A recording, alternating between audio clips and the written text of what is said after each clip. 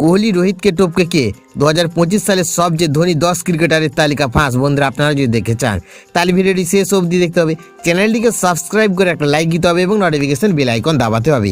2025 সালে ভারতীয় ক্রিকেটাররা শুধু মাঠের পারফরমেন্সে নয়, আয়ের দিক থেকে বিশ্ব ক্রিকেটে নিজেদের আধিপত্য প্রমাণ করেছেন।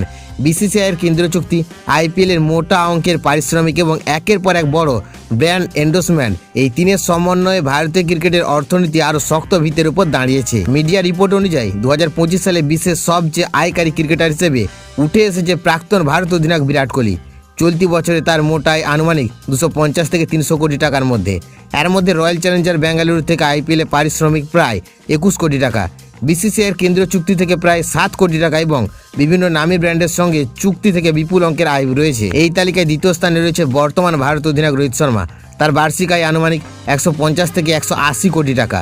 তৃতীয় স্থানে থাকা ঋষভ পন্থ 2025 সালে ক্রিকেট এবং এন্ডোর্সমেন্ট মিলিয়ে প্রায় 100 থেকে 120 কোটি টাকা আয় করেছেন। চতুর্থ ও পঞ্চম স্থানে রয়েছে যথাক্রমে জসপ্রীত বুমরা এবং হার্দিক পান্ডিয়া।